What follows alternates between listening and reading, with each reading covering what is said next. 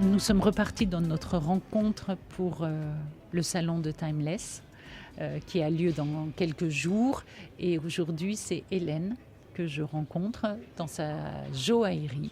Hélène va nous parler de... J'ai déjà sur la table les jolies pièces avec plein de couleurs. Donc j'attends que Hélène me dise un petit peu comment la joaillerie est si colorée chez elle. Comment ça se fait avec des perles et puis ce travail de métal que je trouve magnifique. Alors moi, évidemment, je fonds devant toujours le travail du métal parce que je trouve que c'est à ce moment-là qu'on parle le mieux de savoir-faire. Donc Hélène, je te laisse te présenter, nous parler de ton parcours dans la joaillerie et après de ta marque.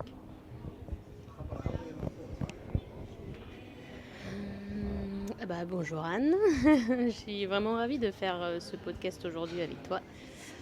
C'est une des rares occasions que j'ai de pouvoir parler de tout ça et de livrer un petit peu tous les sentiments qui m'ont permis de fabriquer ces bijoux en fait simplement. Du coup l'histoire commence on va dire vers mes 15 ans, en fin de troisième où je passe une journée dans la bijouterie de la ville de chez mes parents. Dans le sud de la France, à côté de Toulouse. Et où ça a été vraiment, littéralement, un coup de foudre. Quand je suis rentrée dans cet atelier, j'ai été émerveillée de tout et de voir tous ces outils minuscules.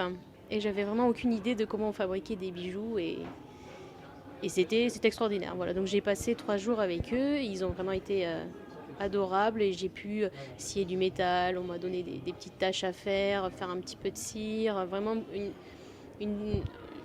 3 jours découverte pour toucher un petit peu à tout, un peu toutes les étapes de fabrication, sans passer par la soudure évidemment. Mais ça m'a complètement charmée et j'ai jamais lâché cette idée. Donc j'ai fait un bac général parce que j'étais un peu jeune pour partir à Paris. Voilà, quand même, 15 ans c'est un peu tôt, mes parents ne m'auraient pas lâché comme ça. Et après, j'ai pas lâché mon idée et j'ai décidé donc de faire un CAP bijouterie. En fait, j'ai fait 2 CAP. Tu l'as fait où alors ? J'ai fait un premier CAP dans le sud de la France. C'est une école qui a ouvert une antenne pour la bijouterie et joaillerie. Parce qu'en fait, je voulais faire l'alternance à Paris, sauf que je n'ai pas réussi à trouver d'atelier sur Paris qui voulait bien m'accepter. Ce qui fait que je n'allais pas passer un an à rien faire, donc j'ai été prise quand même dans cette école. Et ça se situe où cette école ? À Groyer. D'accord. C'est dans le 81. Ouais, c'est okay. À côté, voilà. Donc ça m'a permis de bien confirmer mon souhait de faire ce métier, de découvrir. J'ai eu beaucoup de périodes de stage, c'était un CAP en 1 an, vu que j'avais déjà mon baccalauréat. Et donc quand j'étais en stage, ils m'ont mis tout de suite à l'atelier, au travail. J'ai fait mes premières soudures, évidemment j'ai fondu. Ça m'a bien traumatisé ça. La première fois qu'on chauffe et qu'on fond. Oh là là, quel désespoir. Mais c'était très bien parce que j'ai pu faire beaucoup de choses, beaucoup de réparations. J'ai pu faire aussi un peu de vente. C'était une petite boutique à côté de Toulouse. Très très bien, sauf que voilà, mon but à moi c'était de faire de la haute joaillerie. Ah oui, et pourquoi ? Comment ? Parce que dans ton environnement, c'est pas du tout. C'est pas ça ? Non, non, moi j'ai un père qui est vigneron, c'est pas du tout... ça fait pas partie de nous, vraiment. C'est quand tu es dans la joaillerie que tu découvres qu'il existe la haute joaillerie, ou tu avais dans l'idée déjà de travailler minutieusement et de découvrir un autre environnement ? Non, j'ai toujours eu le souhait de faire de la haute joaillerie. J'étais vraiment impressionnée de voir ces bijoux qui avaient place Vendôme et de voir ces énormes parures, des colliers impressionnants avec des pierres énormes et d'une couleur incroyable. Donc c'est vraiment mon objectif, c'était de travailler place Vendôme, quoi. Donc j'ai dit à mes parents, je les ai d'abord convaincus eux avant de me convaincre moi, mais il ne faut pas leur dire que je voulais aller travailler à Paris, place Vendôme. Donc voilà, ils ont accepté, ils m'ont aidé. C'est quand même un coût financier qui est énorme. Donc voilà, je suis lancée. J'arrive donc à l'école de la BJOP. pour faire donc un deuxième CAP. Et ça m'a bien confirmé que j'avais fait le bon choix et qu'au niveau de la précision, c'était pas du tout la même chose, très très exigeant. C'était vraiment au dixième de millimètre près, voire au centième de millimètre près, ce qui n'était pas du tout le cas dans mon premier CAP. Donc ça m'a bien confirmé que je ne m'étais pas trompée et que j'étais au bon endroit. Et j'ai vraiment tout aimé dans cette école, que ce soit les professeurs, les exercices, tout ce que j'ai pu apprendre. Il faut découvrir la ville de Paris aussi et découvrir du coup ce métier dans cette ville. Et ensuite, j'ai fait aussi un BMA en 2 ans. Là où c'est vraiment en BMA qu'on on apprend à créer en fait. Le CAP, c'est vraiment les bases, on va dire, même au niveau de la peinture et tout ça, c'est vraiment, on apprend à peindre des pierres, à peindre du métal, mais on n'est pas du tout dans la démarche de création. Alors qu'en BMA, vraiment, on attaque cette partie-là, parce qu'à la fin du BMA, on doit présenter un dossier. Un dossier, donc avec une pièce, exactement, et donc 3 parties à présenter, 3 à 4 parties. Est-ce que tu te souviens de la pièce que tu as présentée ? Oui. Dis-moi. C'était un bracelet énorme. Inspiré de la vigne. Avec beaucoup d'anneaux entremêlés qui tournent, des éléments mobiles, avec tout diamant et or. Et voilà. Je crois que je l'avais tout fini d'ailleurs. C'était très très très long. Beaucoup de travail sur cette pièce. Beaucoup d'heures que tu as passées. Oui. C'est ça. Oui. Ça se calcule en temps d'heures, quoi. Oui, surtout que le projet en fait il évolue tout au long de l'année dans notre tête en fait. On commence par une première idée qu'on dessine, qu'on est vraiment on pousse jusqu'au bout la création, mais finalement il y a quand même 1 an qui passe. Donc en fait il y a plein de modifications. De mûrir aussi et puis d'apprendre d'autres savoir-faire, de vouloir peut-être les mêler. C'est ça. On est moins bloqué par le côté technique. Donc on se dit, ah tiens, mais je pourrais faire ça, et je pourrais ajouter ça. Le fait que les éléments tournent aussi, j'aimais beaucoup le fait que ça bouge. Voilà. C'est, dans toutes mes pièces, surtout les boucles d'oreilles, c'est ce que j'aime, il faut qu'elles bougent, quoi. Vraiment, tout est articulé. Parce que je trouve ça important vraiment que les pierres prennent bien la lumière. On y reviendra après. Donc tu sors de ton BMA. Oui. Qu'est-ce que tu fais ? Je postule dans les ateliers qui font de la haute joaillerie, soit sous-traitant ou maison. Et je fais un premier atelier où je reste très peu de temps et un deuxième, le premier où je voulais aller à la base, et donc j'ai dû attendre un petit peu pour y aller, où j'ai passé 5 ans en tant que salarié et ça a été 5 ans riches, riches de tout, de techniques, de pièces, humainement aussi. J'étais très bien entourée, il y avait une super équipe, on était vraiment un bon atelier. Et j'ai pu voir vraiment beaucoup de pièces impressionnantes. J'enviais mes voisins. J'avais très très envie de participer à leurs pièces parce qu'au tout début, on sort d'école, on ne peut pas non plus faire tout ce qu'on voudrait, ni faire tout de suite les grosses pièces. Donc il faut se faire un petit peu la main et aussi que ma patronne ait confiance en moi. Donc c'était important, voilà. Donc au bout de 6-7 mois, ça a commencé, elle a commencé à me connaître. C'était une femme, oui. Ah, c'est rare, j'entends souvent parler d'hommes, de chefs d'atelier, tu vois. Alors mon chef d'atelier était un homme, mais la patronne de la boîte, c'était une femme, oui. Ah, génial. Oui. Voilà, une fois qu'elle a eu confiance en moi, ça a été très rapide. Je lui ai dit que voilà, j'avais très très envie d'apprendre et d'avancer. Et elle a été réceptive et elle m'a donné tout de suite des pièces nouvelles qui étaient intéressantes techniquement, différentes. Tu avais cet appétit, j'avais exactement. Aussi. Oui. Tu m'as dit une phrase que j'ai bien aimée, c'est « j'ai écouté ». J'ai écouté et appliqué ce qu'on m'a dit. J'adore. Oui, pour moi, c'est la clé pour tout le monde, en fait. Ceux qui se lancent dans ce métier, ceux qui changent d'atelier, c'est vraiment important d'écouter les personnes qui ont déjà fait le bijou avant vous et qui vont vous apporter leur technique. Parce que eux, ils l'ont potassé, la technique. Ils la connaissent bien. Ils sont en capacité de vous expliquer chaque détail ou chaque mouvement de main en fait. Si besoin, on va le montrer parce que textuellement c'est un peu dur parfois à saisir, il faut voir. Et oui, c'est vraiment écouter et appliquer. Et ensuite, écouter l'autre personne qui fait le même bijou mais qui aura une autre technique. Et ensuite, moi j'ai gardé en fait les techniques avec lesquelles j'étais les plus à l'aise. Ce qui m'a permis de vraiment me faire mon propre avis, ma technique à moi finalement. Ta propre bibliothèque. Voilà, ma bibliothèque. Exactement. Ta bibliothèque à savoir, on va appeler ça. Oui. Et donc tu vois des pièces exceptionnelles, tu oui. en réalises. Oui, avec des pierres incroyables.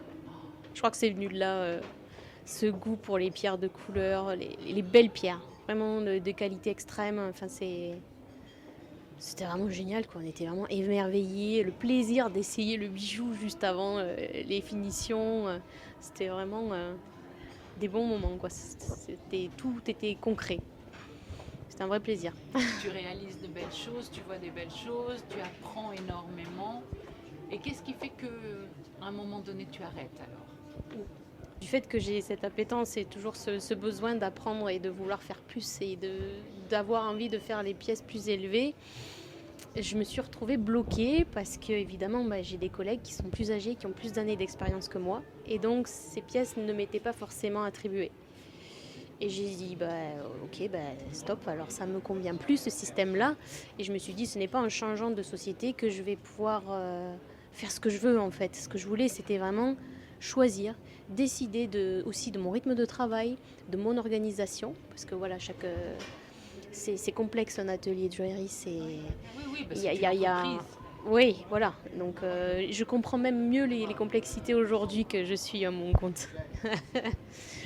Mais voilà, je voulais plus de tout ça, donc je me suis dit, il serait peut-être temps de se lancer. Et donc j'ai eu l'occasion d'avoir une place dans un atelier partagé. Et c'est ce qui m'a mis le coup de pied aux fesses, comme on dit. Je me suis dit, allez, on y va, je donne ma démission et je me lance. Il faut du courage, Hélène, des fois.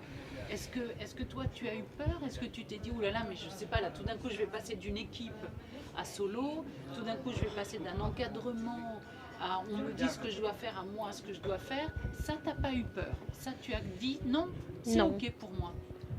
Oui, en fait, je me sentais solide sur tout ce que j'ai, grâce à tout ce que j'ai appris en fait pendant ces 5 ans. Je me sentais capable de résoudre tous les problèmes.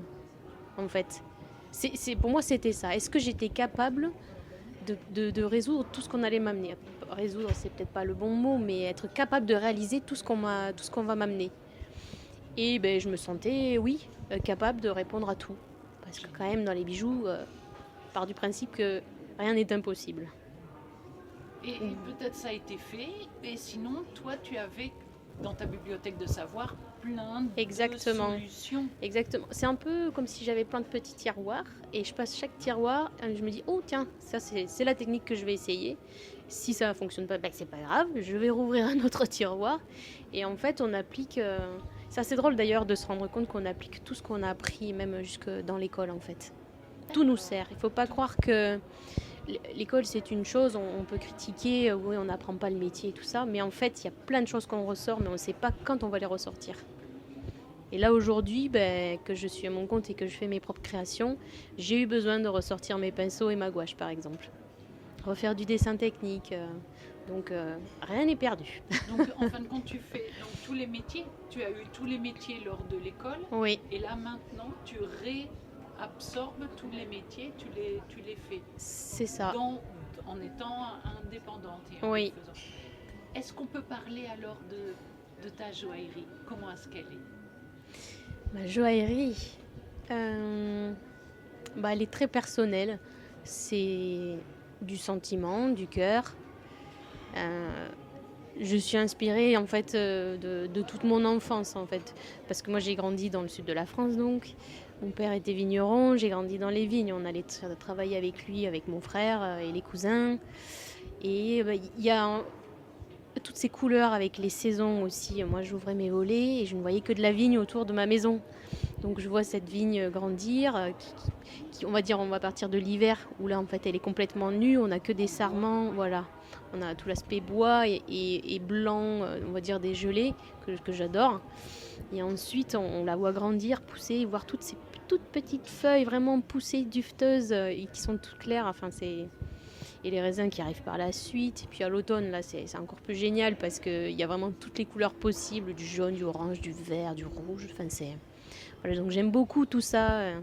Ça me ramène à mes souvenirs donc, d'enfance et à la fois à toutes ces couleurs que j'adore. Donc tu es imprégné par les couleurs. Oui. Tu es imprégné par le thème très végétal. Oui. Par les feuilles, parce que je le vois dans dans ta bague qui est là. On le voit aussi dans les couleurs que tu choisis. Dans ce que tu choisis, ça fait plusieurs modèles que tu me montres et on est toujours dans ces tons qui vont du paille, la couleur paille, qui va vers le orangé et qui va vers aussi le rouge. Oui. Donc en fin de compte, tu es très imprégné par la couleur. Est-ce que tu travailles plus le diamant ou la pierre de couleur? Quel est ou tu fais les deux parce que ça match, l'une réveille l'autre? C'est exactement ça. Je suis pas plus diamant que pierre de couleur. En fait, c'est vraiment sur l'idée qui me vient. On va dire que cette bague-là, c'est la première que j'ai faite et je l'avais en tête depuis longtemps. Donc vraiment faire ces feuilles de vigne. Je voulais qu'on les voie. Et je voulais vraiment prendre le temps de les sculpter, de les graver, de les mettre en détail parce que voilà, c'était important pour moi. C'est là où il y a tout dans cette bague. Tout ton monde. Voilà, exactement. Il y a tout mon monde à l'intérieur. Et il y a aussi toutes les matières, on va dire, que j'affectionne, on va dire, un peu plus que les autres peut-être. Mais donc les perles, les diamants et l'or jaune. C'est vraiment...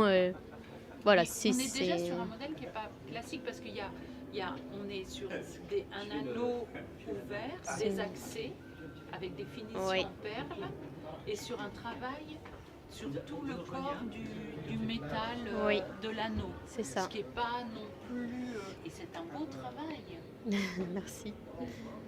C'est une bague toi et moi en fait. Et je l'ai mise volontairement en décalé plutôt que face à face. C'est, on va dire, mes origines, mon parcours et là où je suis aujourd'hui. Donc ça reste en parallèle, mais ça ne se retrouve jamais. En fait, on le retrouve dans mon travail, dans ces feuilles de vigne qui sont vraiment sur le corps de bague. Les vrilles vraiment aussi qui viennent. Les vrilles, c'est ce qui permet en fait à la vigne de s'accrocher au fil. Exactement. Et à tenir son poids. Donc c'est un élément important aussi, la vrille. En fait, c'est vraiment ce qui vient faire le lien ici entre tout. Il y a ça aussi dans certaines fleurs, tu sais, qui s'accrochent comme ça, avec ces petites lianes vertes. C'est ça, c'est exactement ça. Tu vois comme quoi la joaillerie, elle parle de soi. On ne parle que de soi quand on parle. Oui, je m'en étais pas rendu compte au départ. C'est pour ça que j'avais beaucoup de mal à en parler au début parce que ça m'oblige à vous raconter mon moi intérieur. Et c'était pas évident. Ta timidité, j'imagine que c'est ça qui est délicat. Et d'un autre côté, ton monde est vaste, ton monde est beau. Il est à partager. Enfin, ça m'embêterait de ne pas comprendre, tu vois. Et si les gens viennent vers toi aussi, c'est parce que ton monde est comme ça et qu'ils se retrouvent dedans, tu vois. C'est comme tu dis, tu vibres dans la couleur parce que tu arrives à voir toutes les couleurs en pas une seule tonalité. Tu les vois en différentes nuances, en différentes tonalités et tu abrites ça. Donc tu peux en parler et tu as fait une collection là-dessus. Oui, donc j'ai fait une collection que j'ai appelée Héritage, simplement, ce qui porte tout son sens, je pense. Un hommage aussi à mes origines, à mon père, à mes parents, à toute cette famille qui m'a porté et qui me soutient encore énormément aujourd'hui. Donc qui tourne tout autour de la vigne. Ça a été assez dur de contenir les idées, de rester sur un fil conducteur et pas trop m'éparpiller que ce soit dans les couleurs ou les formes. Donc on a autant des choses donc très organiques avec les feuilles de vigne et réalistes que sur les boucles d'oreilles, ici, ben voilà, vous allez avoir besoin de l'explication. Parce qu'ici, en fait, j'ai voulu travailler donc sur les couleurs. Donc on a du grenat rhodolite qui nous donne ce bordeaux profond, ce grain de raisin rouge à la chair vraiment vive, et un dégradé autour de saphir rose. En fait, là, on est sur une grappe de raisin qui est en train de mûrir. Donc on a tous les grains de raisin ne vont pas tous mûrir à la même vitesse. Et c'est ça qui donne en fait ces différences de couleurs dans la boucle d'oreille. Comme dans les grappes. Comme dans les grappes, si vous regardez une grappe et que vous la mettez face au soleil, vous allez voir ces couleurs rose clair ou alors un peu plus intenses. Et c'est ça que j'ai voulu traduire en fait dans cette boucle d'oreille. Ensuite, j'utilise le diamant ici en navette. C'est pour dynamiser en fait les boucles d'oreilles. Je voulais pas rester trop dans le rond.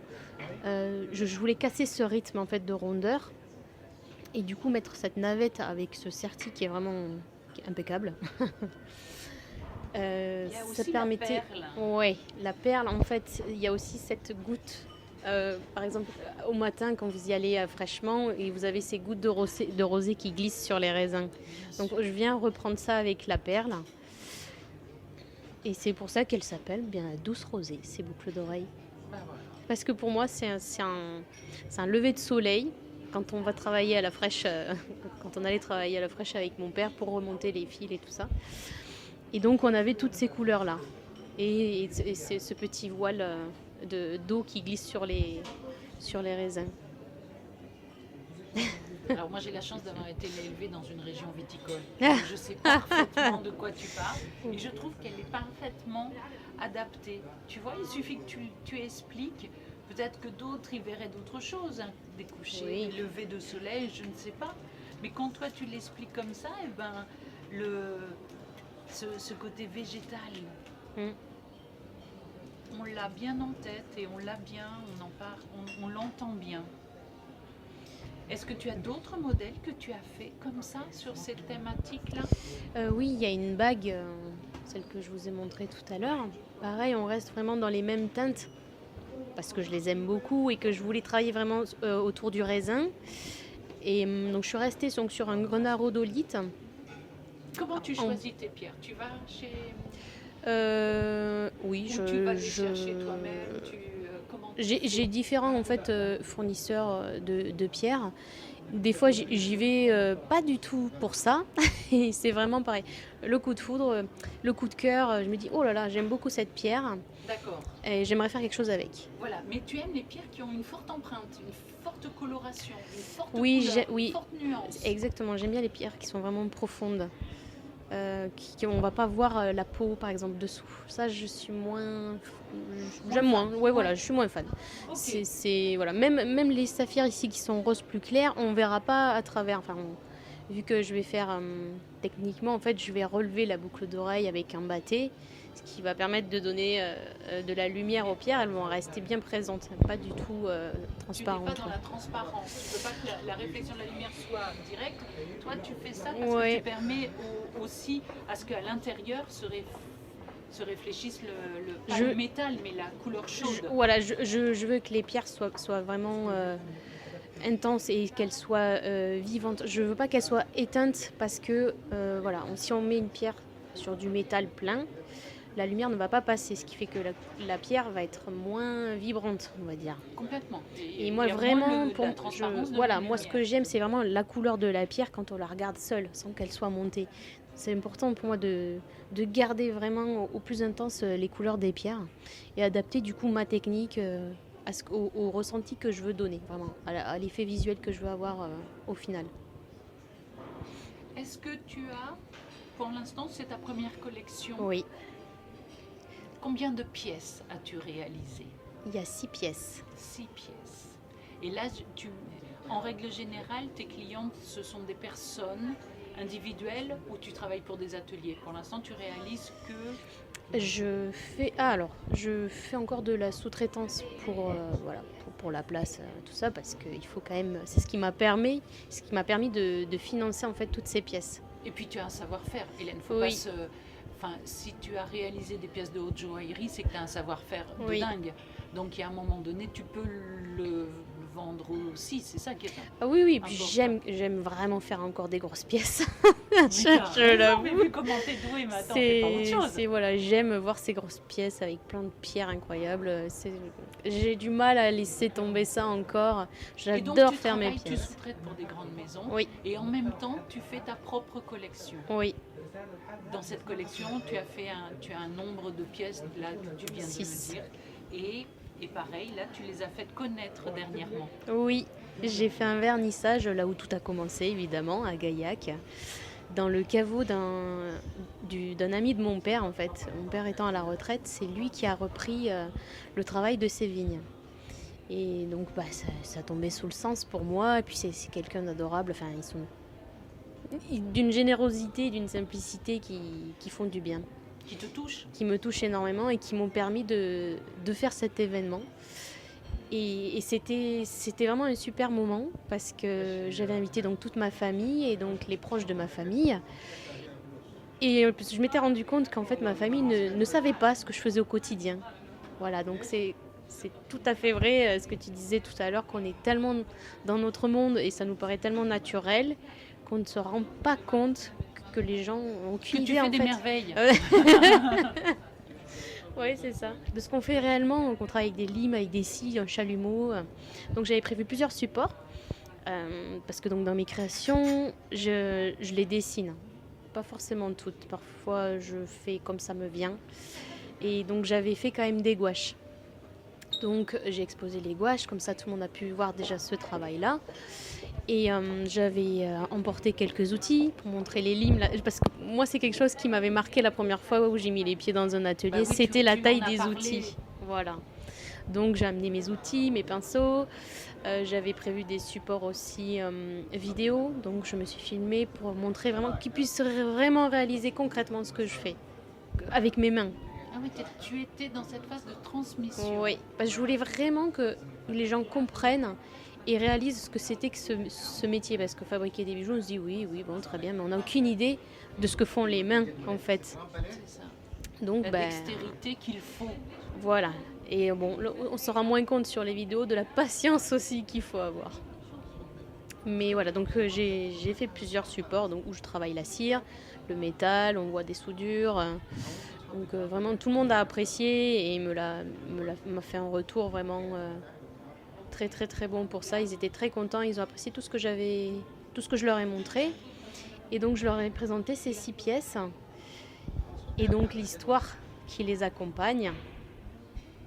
Et Parce que là autour, tu as une véritable histoire, quoi, quelque chose qui te parle et qui peut leur parler aussi, puisque c'est leur environnement, c'est leur monde. Même si on est dans la joaillerie, on est dans un monde que vous partagez un peu. Il y a une sorte de plateforme avec les couleurs qui sont les couleurs des raisins, les vents. Enfin, tu vois, je veux dire par là que vous êtes dans un trait d'union. oui, et ce qui est assez drôle, c'est qu'ils ne s'en étaient pas rendus compte. Qu'il pouvait y avoir ce lien entre eux et moi, entre la joaillerie et la vigne. Et de prime abord, quand je leur ai montré, ils n'ont pas vu là, tout ce que je viens de t'expliquer sur la boucle d'oreille. Mais quand on leur donne l'explication, ça fait sens tout de suite. Et je pense qu'ils ont beaucoup apprécié.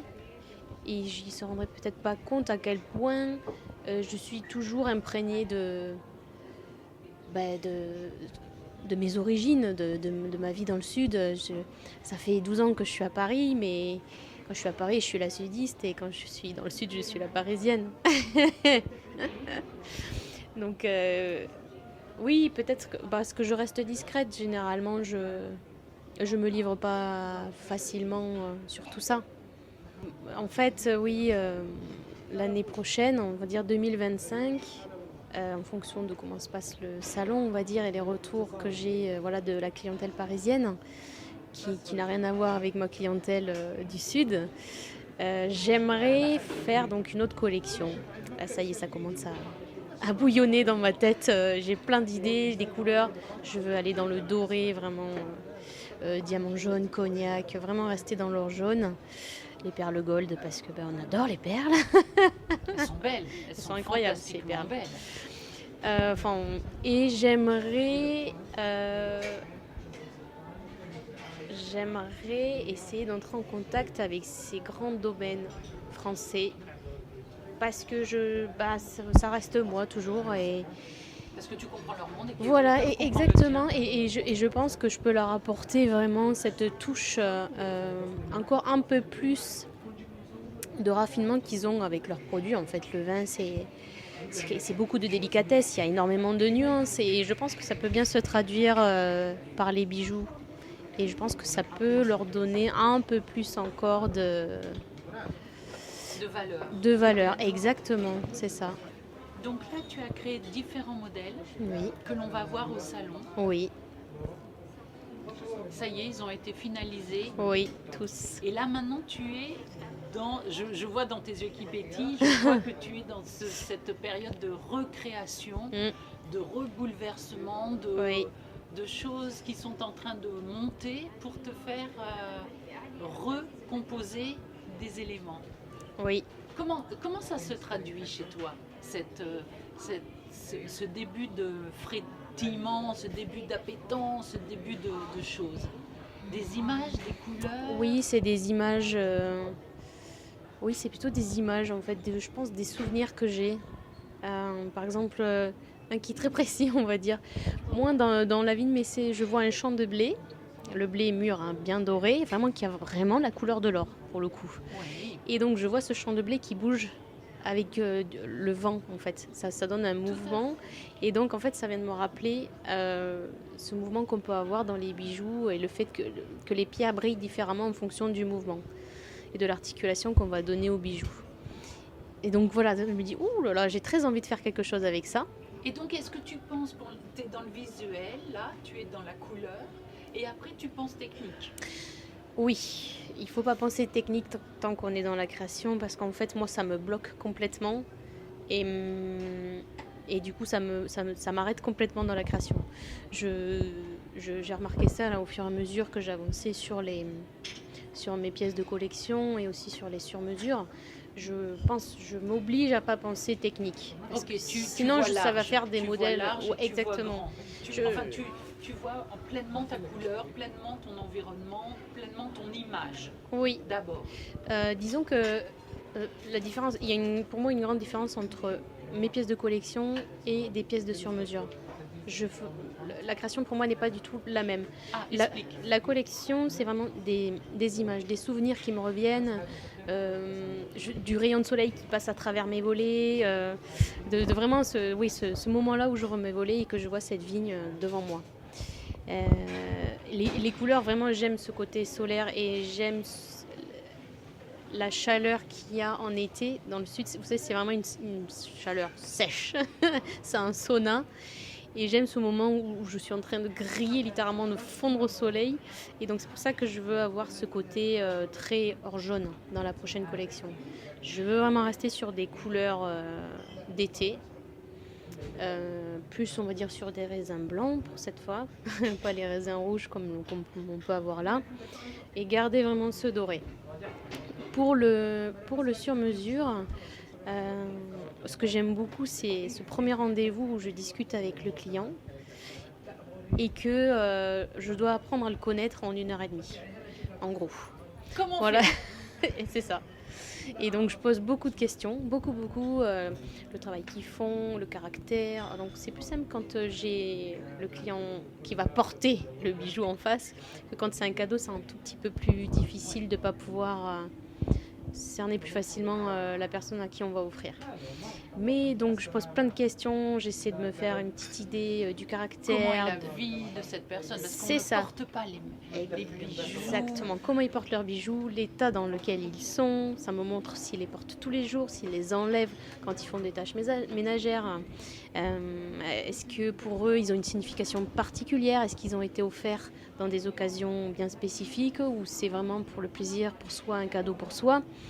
Donc voilà, j'apprends très très vite à connaître la personne et autant il y a des fois ça me vient tout de suite, j'ai l'impression d'avoir une petite bulle au-dessus de ma tête comme une BD avec les images qui défilent, les formes et que je peux avoir en tête. Et donc là vraiment je pars vraiment avec des feutres en fonction du du cahier des charges aussi, je commence vraiment à tracer des formes grossières. Hein.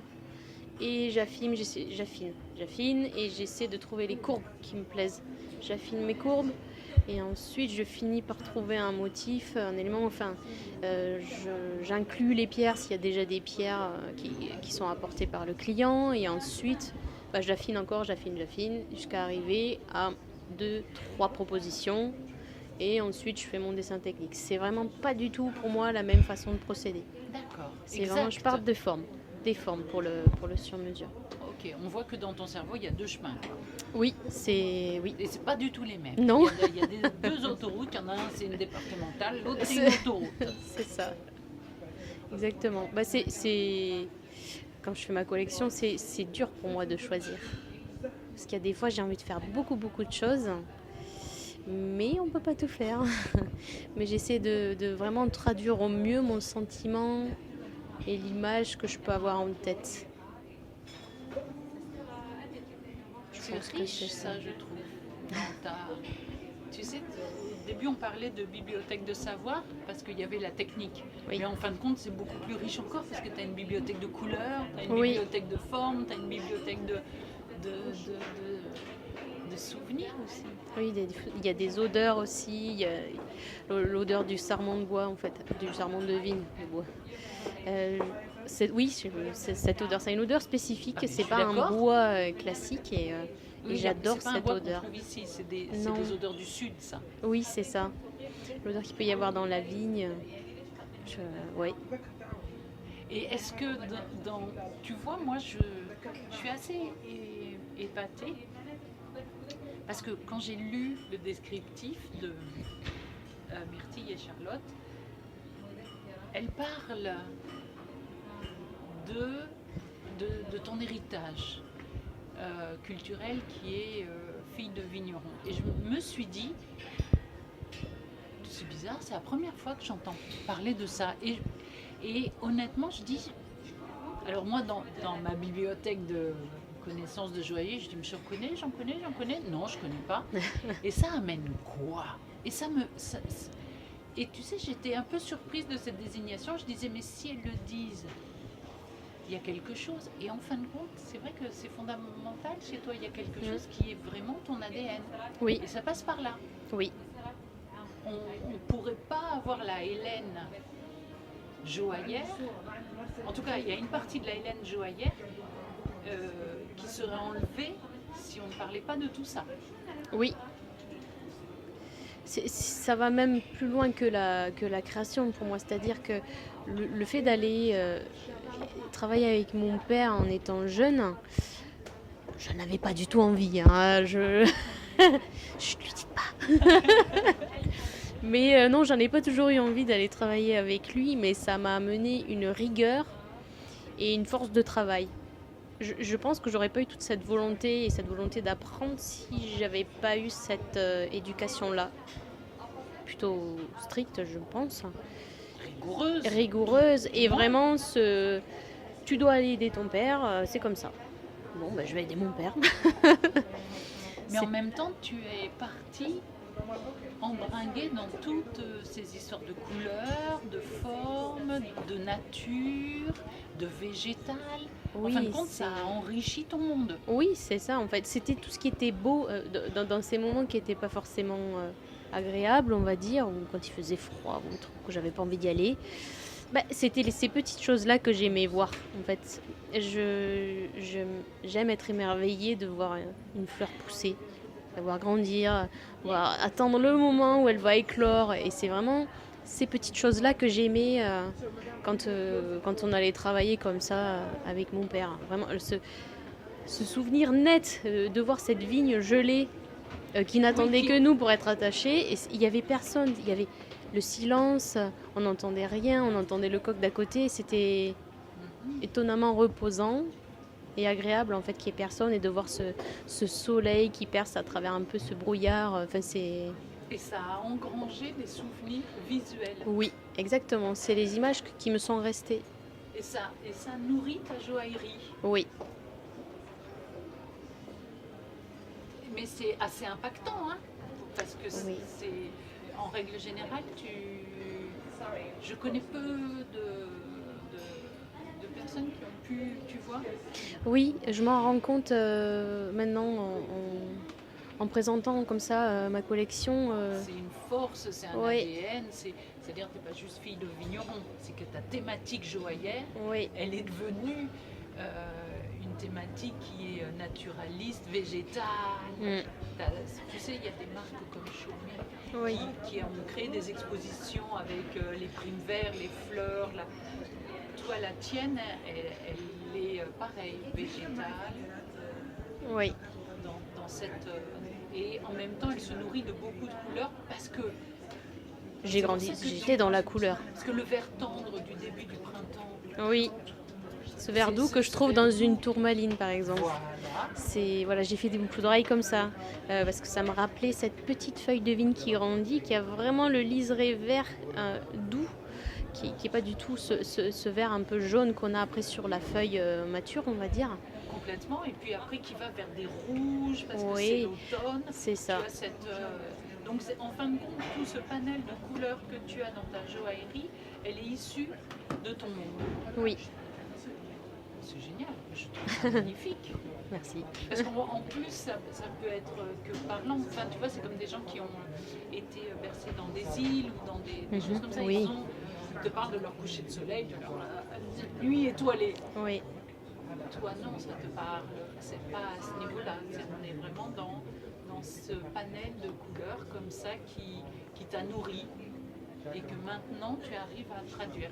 J'ai hâte de voir les autres pièces. moi aussi. Mais j'ai hâte de les voir. Écoute, Hélène, c'est une très belle surprise. Est-ce que tu aimes travailler le métal aussi? Oui, j'adore. Ah, je suis joaillière. Ah, c'est bien de me le dire comme ça parce que des fois... Oui, bah, le joaillier à la base travaille le métal. Le joaillier va mettre en valeur les pierres, mais à la base c'est le travail du métal, le travail du joaillier. Comment il va faire pour mettre les pierres en valeur? C'est exactement ce que je fais sur les bijoux en fait. Choisir le type de serti. Est-ce que je vais mettre des griffes, pas des griffes? Est-ce que je fais un serti-grain? J'aime moyennement les serti-grains parce que je trouve trop massif et je trouve qu'on ne voit pas suffisamment les pierres. Je trouve que ça les éteint un petit peu, donc j'aime beaucoup le serti-griffe. Il y a aussi la volonté de pousser les techniques que je ne maîtrise pas. Ça, c'est ton côté, je veux tester des trucs. Non, en fait, ce que j'aime, c'est maîtriser des choses. D'accord. J'aime pousser vraiment les choses jusqu'à les maîtriser. Et voilà, c'est mes petits challenges perso. Mais oui, j'aime pousser, perfectionner les techniques, vraiment. Ça en rend mon travail plus simple, en fait. Quand j'étais salariée... Ça rend ton Oui. travail plus simple. Oui, le fait de maîtriser la technique, bah, je souffre moins, on va dire, sur les pièces d'après, par exemple. Ça me permet de vraiment être à l'aise et on va dire gagner du temps. Bon, même si le temps, je le compte pas vraiment sur mes pièces de collection, mais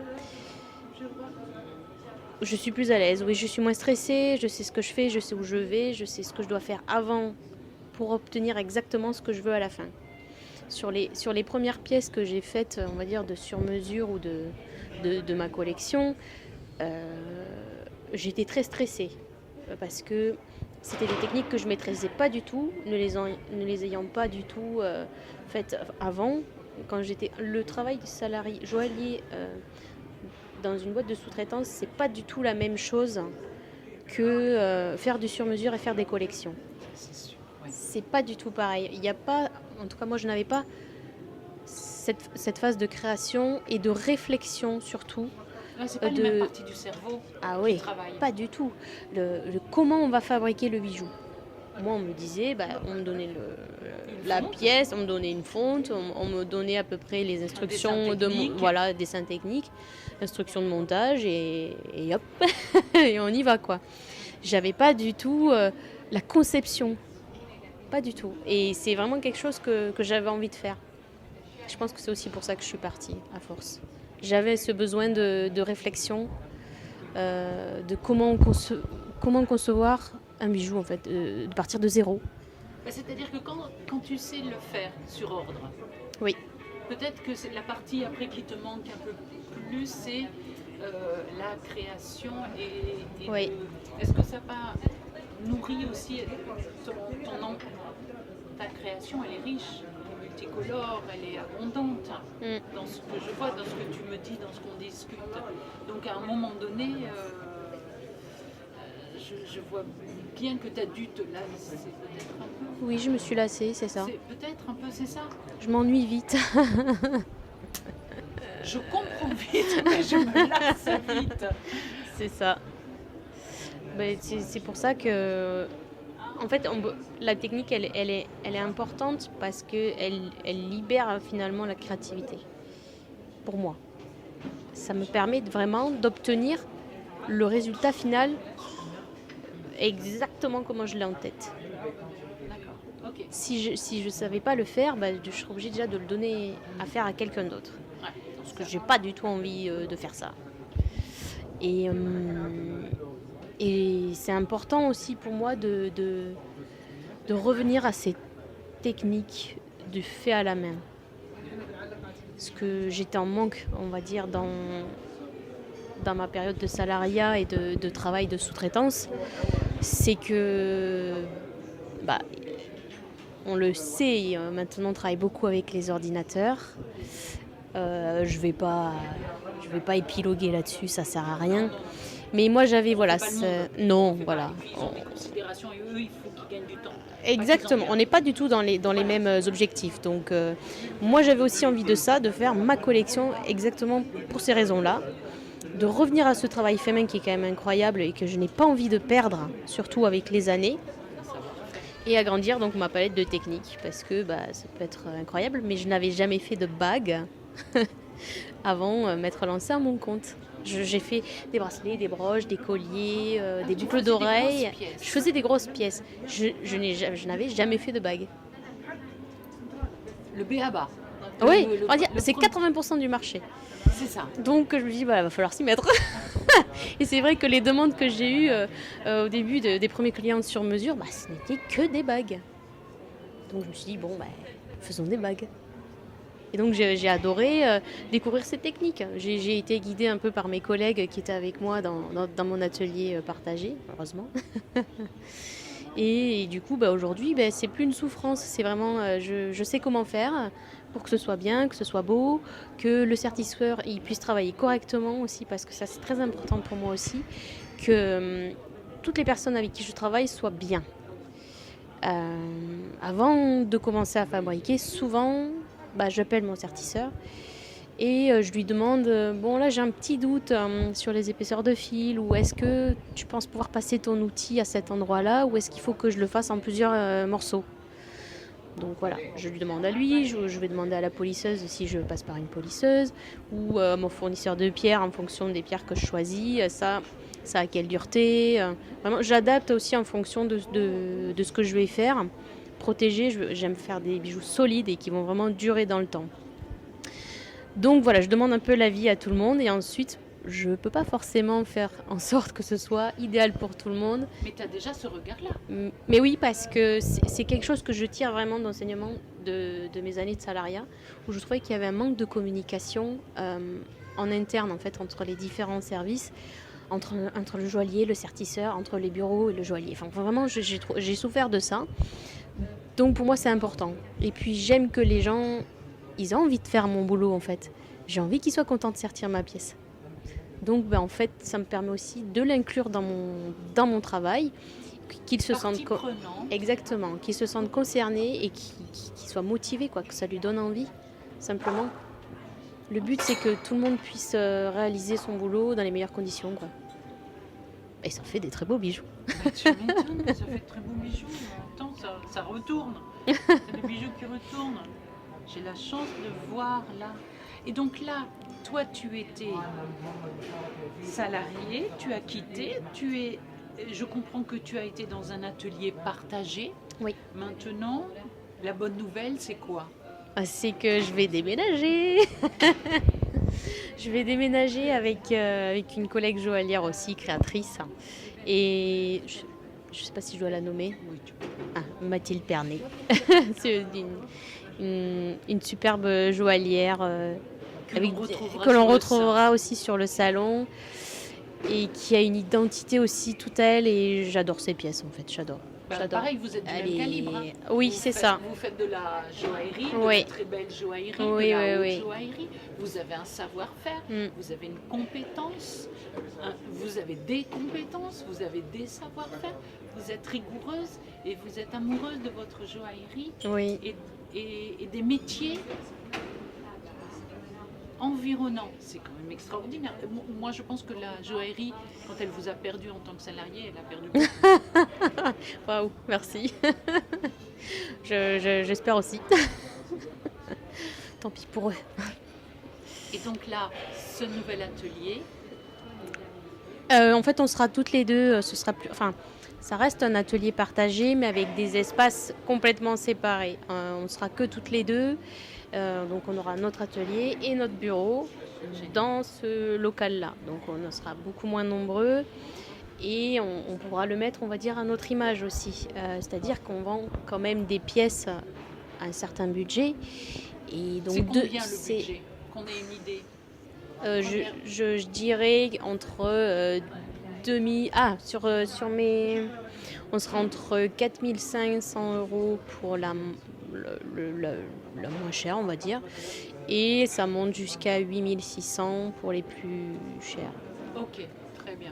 Avec le travail que tu fais et les pierres que tu choisis. Oui. Donc on est sur une très belle qualité. Oui, c'est ça. Est-ce que tu as une présence en ligne? Est-ce que tu as un site? Est-ce que tu as fait des choses comme ça? Ou toi, tu considères que ton métier, c'est la joaillerie? Quel est ton positionnement là-dessus? Parce que c'est jamais simple.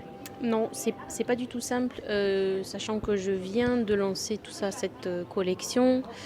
Le seul, on va dire, pour l'instant, le support que j'ai choisi, c'est Instagram. Parce que c'est un support que je pouvais faire moi-même. Et c'était difficile d'investir sur tous les plans, la matière première, parce qu'effectivement, je n'ai choisi que des top qualités, que ce soit le métal ou les pierres. Et en ce moment, on sait que voilà. La matière première, c'est un gouffre. Exactement. Donc j'ai décidé de commencer doucement et aussi j'avais besoin de me rassurer, je pense, avec le fait que ça puisse plaire. Donc j'ai lancé l'Instagram et là je suis en train d'investir au niveau de la communication. Hélène, on a discuté de plein de choses, de ton monde qui est entre plein de mondes, que ce soit végétal, cette enfance dans la vigne et les vendanges, et puis ce monde de couleurs, moi je trouve, j'adore ton côté très carré de savoir-faire, de compétences et tout, je te jure, je trouve ça extraordinaire. Moi, ça m'a rappelé mille et une choses de mon enfance aussi, parce que j'ai été élevée jamais loin des vignes, et je crois que je l'avais oublié, cette partie-là. Alors merci Hélène, et je souhaite voir tes belles pièces au salon.